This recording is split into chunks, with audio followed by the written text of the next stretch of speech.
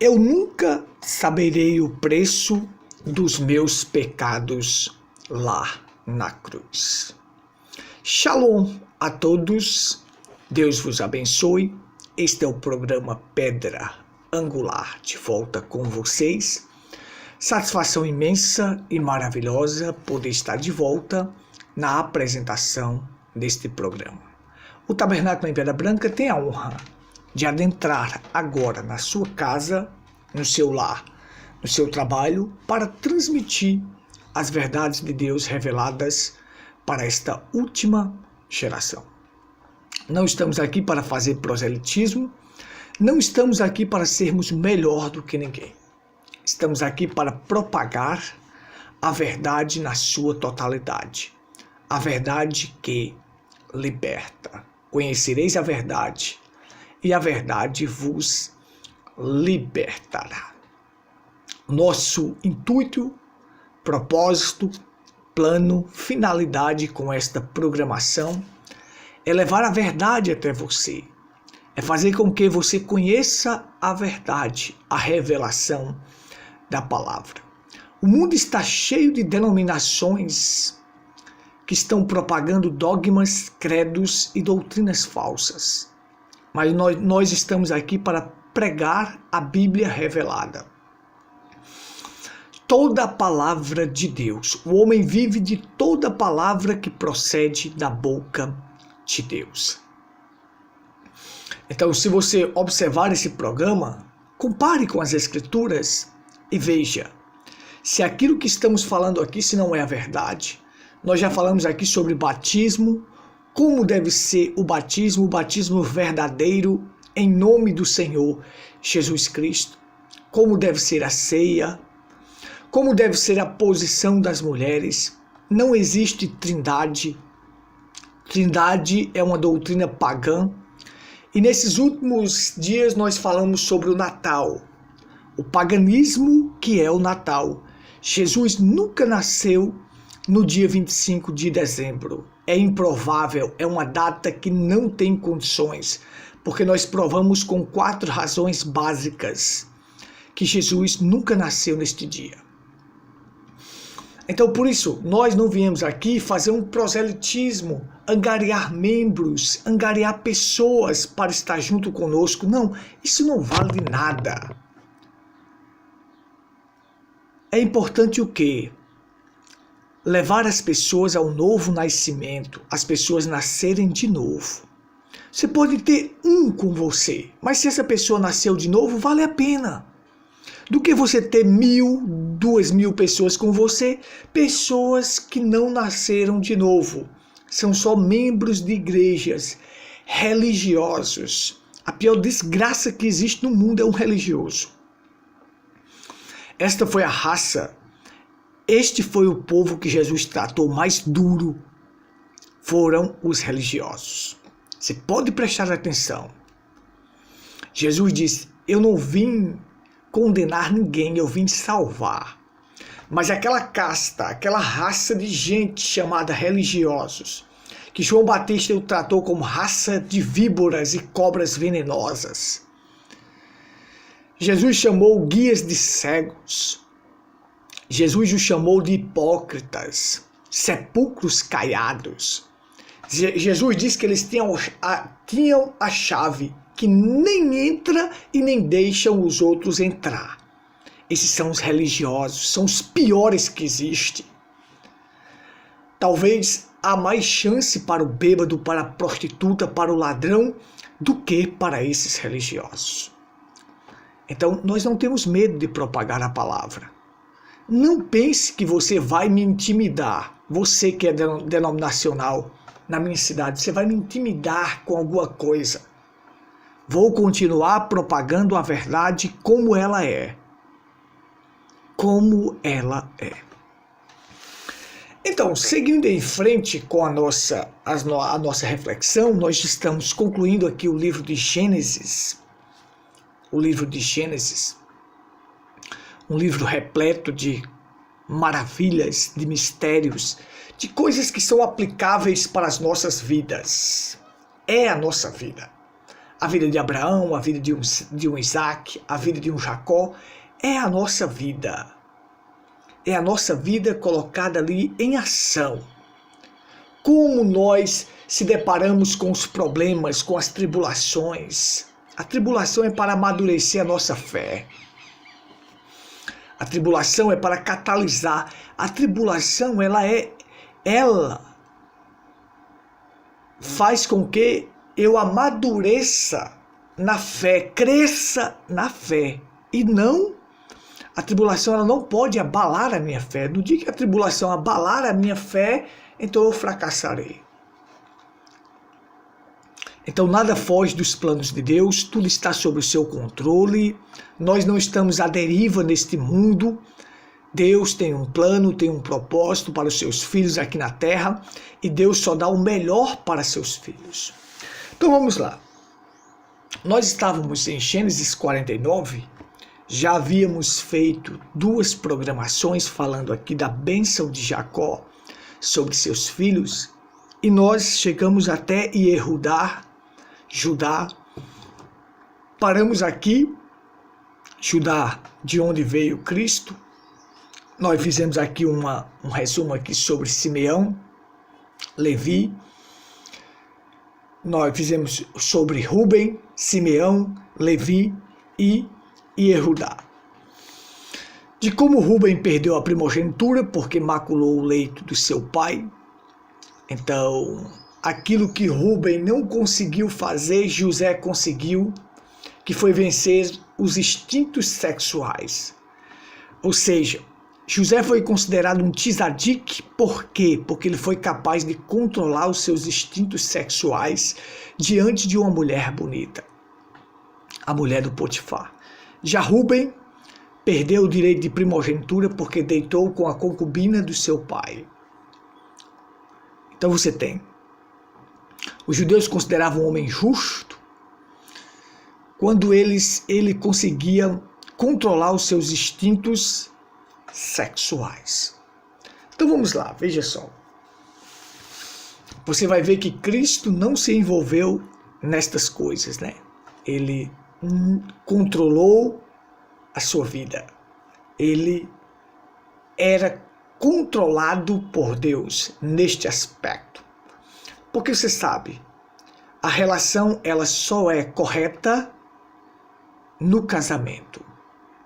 No casamento. Fora disto, é perversão e te levará à destruição. Só depois do casamento, com a sua esposa, uma só mulher, sim, aí sim, mas fora disto é perversão e te levará à destruição. Fora disto é adultério, fornicação ou prostituição.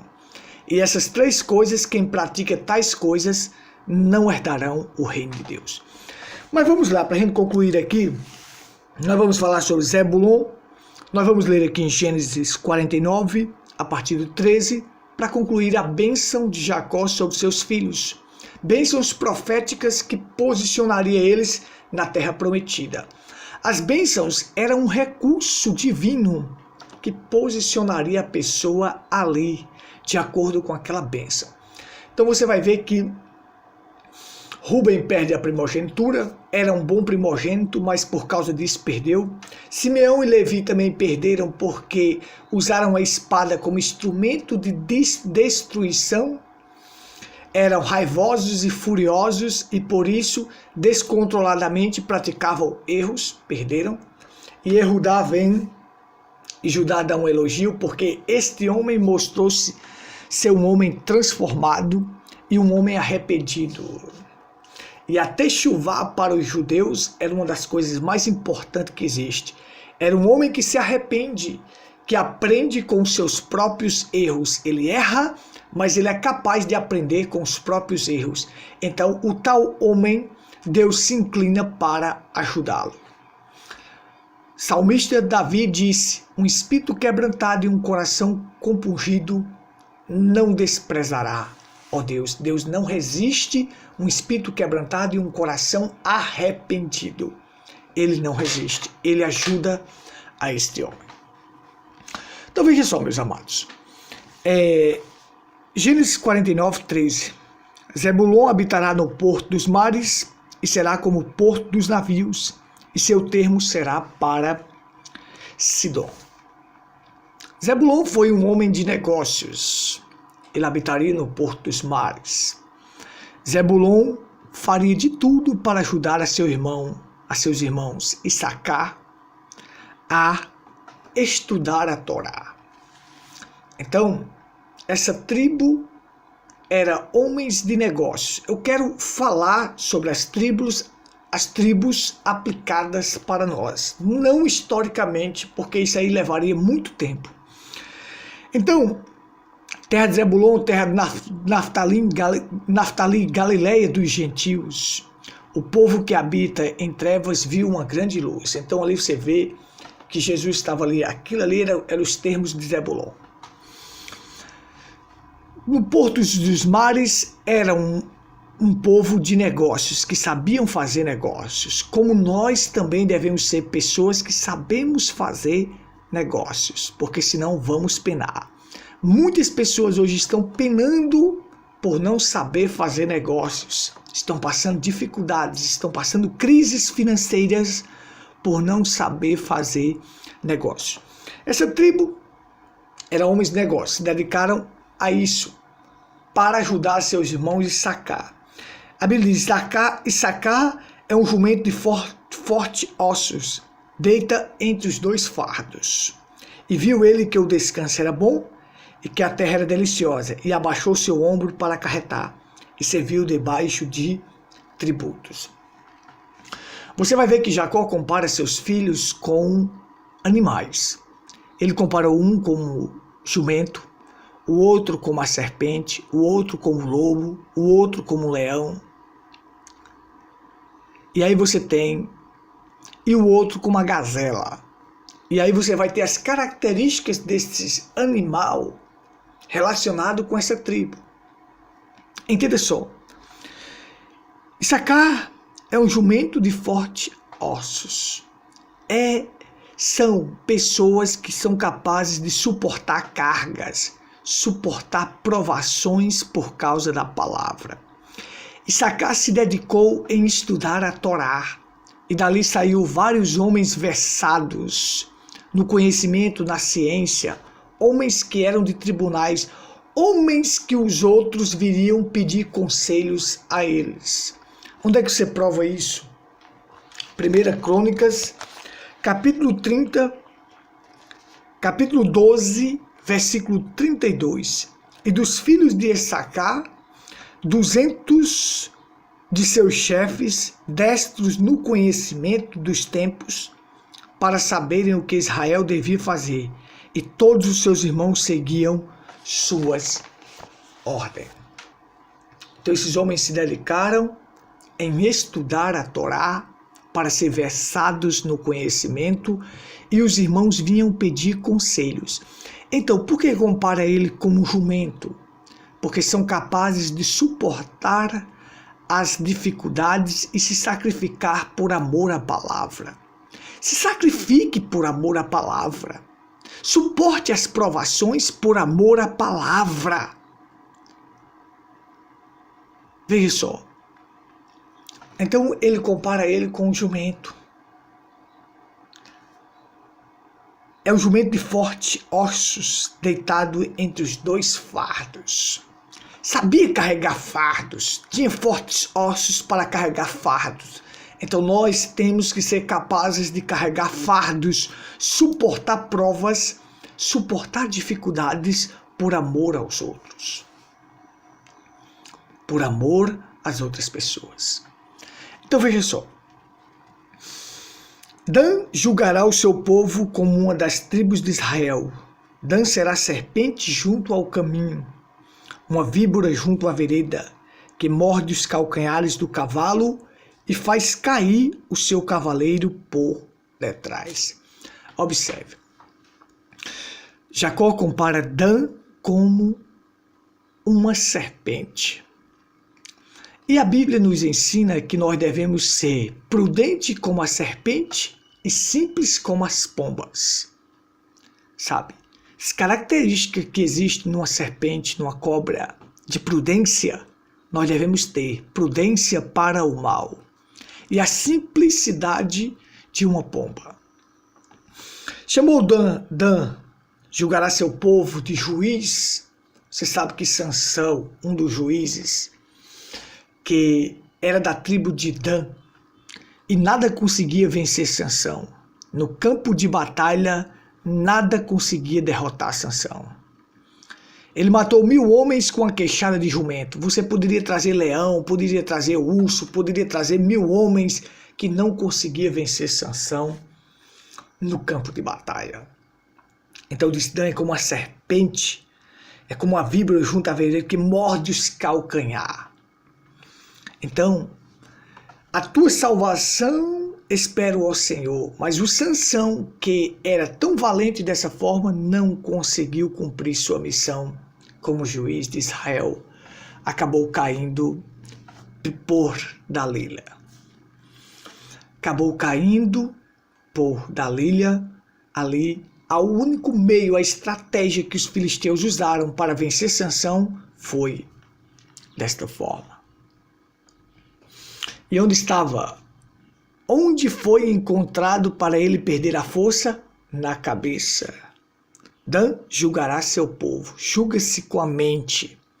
E foi ali onde eles encontraram a maneira para vencer Sansão, fazendo Sansão quebrar o seu voto de Nazireu, desobedecer aquilo que Deus falou. E quando um homem desobedece a Deus, o Espírito Santo se retira dele. E a força dele se vai, acaba, não tem mais força para vencer o pecado. A maneira de você vencer o pecado é através da obediência à palavra. Obedeça a palavra e você vence qualquer pecado. Você vence o pecado, o diabo, a carne e o mundo. Mas no dia que você desobedecer, você perde a proteção, você perde a força. E aí você se tornará igual a um palhaço para o mundo. O que devemos aprender com Dan? Ter juízo, pensar, não entregar o seu segredo, sermos prudentes como serpentes para vencer o inimigo. Vamos lá. Quanto a Gade, uma tropa o acometerá, mas ele o acometerá por fim. Sabe, em Gade havia fortes heróis de guerra que derrotavam o adversário. A primeira coisa que Josué fez quando atravessou o Jordão foi chamar os Rubenitas e os Gaditas para ir à peleja. Ali havia homens de guerra, homens que derrotavam os adversários, homens que não desistiam. Como Gade, nós devemos ser homens valentes, homens que não desistem, homens que enfrentam o inimigo e vencem. Desta forma, é isso que nós podemos aprender com Gade. Vamos seguir em frente? Naftali é uma gazela solta, ele dá palavras formosas. Naftali, ele compara como uma gazela rápida. Uma gazela corre rápido. Sabe, a terra de Naftali era a terra em que os frutos amadureciam mais rápido. Como Naftali, nós devemos ter um amadurecimento rápido. Jesus disse, eu vos escolhi para que vardes e deis bons frutos e os vossos frutos permaneçam. Observe, a árvore que não dá fruto será cortada e lançada no fogo. A Bíblia ensina isso. Então Jesus disse, eu vos escolhi, eleito é escolhido, para quê? Para ir e dar bons frutos e vossos frutos permanecer. Então, quando as pessoas queriam um mensageiro para levar uma mensagem, espalhar uma notícia de um local para outro, justamente pegaram mensageiros da tribo de Naftali, por isso que Jacó o considerou como uma gazela. E como Naftali, nós devemos ser, sabe o quê? Rápido para espalhar a boa notícia do Evangelho, a boa notícia de salvação.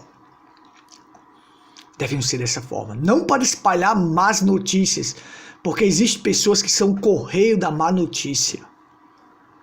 correio da má notícia, mas devemos ser rápidos para espalhar a boa notícia, o Evangelho. O Evangelho é uma boa notícia de salvação. Azé diz: de Azé seu pão será gordo, e ele dará delícias reais. A terra de Azé, ela produzia ricos frutos, muitas oliveiras, e ali existia muito azeite de oliva, a qual o azeite usado no templo era comprado justamente ali da tribo de Azé. Sabe, como Azé, nós devemos ser aqueles que produzem, que têm azeite para dar, e o azeite é a figura do Espírito Santo. É ali onde as pessoas devem encontrar o Espírito Santo. Aonde? Em nós. Encontrar o Espírito Santo em nós. Vamos lá? José é um ramo frutífero. Junto à fonte, seus ramos correm sobre o muro. Observa só aqui, ó. Youssef resistiu o pecado da mulher de Potifar. Criou seus filhos no Egito e nunca deixou seus filhos perder os princípios da Torá, os princípios de Deus. Mesmo criado numa nação idólatra, numa nação cheia de coisas ruins, ele conservou os princípios dos seus filhos com relação à Torá, com relação a Deus. José estava no Egito, mas o Egito não estava em José. É a mesma coisa, nós estamos no mundo, mas o mundo não está em nós. Foi considerado um ramo frutífero, por quê? Você planta um ramo aqui, ele alarga os seus ramos e ultrapassa as paredes, ou seja, é ultrapassar os limites. Sabe, é ultrapassar limites de perdão, de salvação. Seus irmãos foram salvos por causa de José. É você chegar diante dos seus irmãos e dizer assim: isso é ultrapassar limites. Não foi vocês que me enviaram para cá. Foi Deus que me enviou para conservar a vossa vida. Tudo isto foi plano de Deus. Isso aí você ultrapassa limites. Quando você sabe que as coisas que acontecem em sua vida é plano divino. Deus está na causa, Deus está no controle. Creia, somente creia. Por isso que José nunca perdeu a fé, a esperança e a confiança em Deus. Ele foi próspero na casa do pai, na casa de Potifar, na prisão e no palácio. José conservou seus filhos no ensino da Torá. Tanto é quando Jacó chegou ao Egito, ele levou seus filhos para ser abençoado por Jacó. Jacó é uma figura da graça. E eu quero que meus filhos sejam abençoados pela graça. Quero criar meus filhos no caminho do Senhor. Então ele foi considerado um ramo frutífero. Um ramo, algo que ultrapassa os limites para o bem. Vamos lá. Os flecheiros lhe deram amargura, e as flechas, e os flecharam e odiaram. Os flecheiros, a amargura que ele passou, o sofrimento que esse jovem passou, através de ser vendido pelos seus irmãos, inventaram calúnia dele. A própria mulher do Potifar inventou a calúnia, a pessoa ir para a prisão por ter feito a coisa certa. As pessoas vão para a prisão por fazer coisa errada, mas José foi por fazer a coisa certa, por rejeitar, por não querer adulterar, para não pecar contra Deus e contra o seu Senhor. Geralmente as pessoas vão para a prisão por praticarem atos errados. José foi por fazer a coisa certa. O seu arco, porém, susteve no forte, se manteve em meio às provas, os problemas e as tribulações, se manteve. Por quê? Os seus braços foram fortalecidos pela mão do valente de Jacó. Sabe, os nossos braços são fortalecidos por Deus, por Jesus Cristo, o valente, o vencedor que nos deu a vitória. E de onde é o pastor e a pedra de Israel? Pelo Deus do teu pai, a qual te ajudará, e o Todo-Poderoso, a qual te abençoará com bênçãos do alto céu, com bênçãos do abismo que está embaixo, com bênçãos dos seios da madre. Sabe, Jacó entendeu? José, tu vai ser tão abençoado. Se tu estiver embaixo, tu será abençoado. Se tu estiver em cima, tu será abençoado. O Todo-Poderoso vai te abençoar. O El Shaddai, o bastante, o suficiente. O Todo-Poderoso. Agora observe. Você tem o seguinte. Ele disse, com bênçãos dos seios da madre. Jacó entendia que a virtude de José vinha do nascimento dele de Raquel, a mulher que ele amava. Certa feita uma mulher chegou para Jesus e disse assim, bem-aventurados os seios que te amamentaram e a madre que te gerou. Jesus disse, mas bem-aventurados são os que ouvem e põem em prática a palavra de Deus. Quem são os que ouvem e põem em prática a palavra de Deus? Eu e você podemos ser muito mais bem-aventurados do que os seios que amamentaram e a madre que gerou. Serás abençoado com os seios da madre. Nós hoje somos abençoados. Jesus veio para que não exaltasse uma pessoa só. E aqueles que são bem-aventurados são os que ouvem e põem em prática a palavra de Deus. Ouça e ponha em prática para você será mais do que feliz. Vamos lá. A bênção do teu pai excederão as bênçãos dos meus pais até a extremidade dos outreiros eternos. Elas estarão sobre a cabeça de José e sobre o alto da cabeça que foi separado de seus irmãos. As bênçãos tuas vão exceder as bênçãos de Isaac e de Abraão, José. Tu serás tão abençoado, porque tu suportaste as provas, suportaste os anseios de uma mulher bonita. Tu venceste os instintos sexuais e não pecaste contra Deus. Por isso que nós estamos aqui sendo sustentados por causa da tua perseverança. Portanto, Todo-Poderoso te abençoará. Seja embaixo, seja no alto, em qualquer lugar, tu serás abençoado. E aqui conclui. Benjamim é lobo que despedaça pela manhã, comerá presa e à tarde repartirá o despojo. Observa, comparar o Benjamim com o lobo. Você sabe que um lobo é assim, ele despedaça a caça, mas ele pega um pedaço e vai embora e deixa o resto lá. O que ele pode pegar, ele pega e vai embora. Isso lembrando Saul, que foi um rei temporário que era da tribo de Benjamim. Mas os da tribo de Judá, que é comparado com leão, permaneceram até que Shiló viesse. Quem é Shiló? O Machia, Cristo, o enviado que teria o cetro perpetuamente. Judá foi comparado com um leão. O leão permanece na presa ali, ó, e come até o último pedaço. O lobo não, o lobo pega um pedaço e vai. Lembrando que foi temporário o que aquela tribo teve um rei temporário, mas os da tribo de Judá permaneceu até hoje porque Jesus é o nosso rei. Agora veja só. Aí disse, Benjamim é lobo, mas aí você tem o seguinte,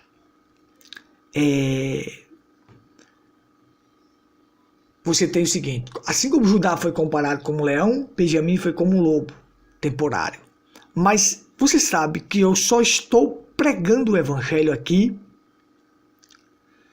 por causa da tribo de Benjamim. Isso é maravilhoso. Quando Raquel estava para dar à luz em meio a dores de parto, naquela crise que ela iria morrer, no momento de crise ela fala palavras que não devia. Muitas pessoas no momento de crise falam palavras que não devem. Ela diz, será chamado Benoni, filho da minha dor. É o filho da minha dor, dessa dor que eu estou sentindo que vou morrer. Jacó, com a visão de futuro, disse, não. Benoni não, Beniamim ou Benjamim. Aqui a gente chama Benjamim, mas é Beniamim. Filho da destra. A destra significa grandes coisas. A representação de destra é poder, domínio e autoridade. Jesus está à destra de Deus. Deus é invisível e infinito. Algo que é invisível e infinito você não conhece nem lado direito nem lado esquerdo. Quando usa esta expressão destra, quer dizer poder, domínio e autoridade. Isso aqui será filho do meu poder, domínio. Será filho da destra. De Jacó, de Israel, filho da destra. Foi comparado com um lobo.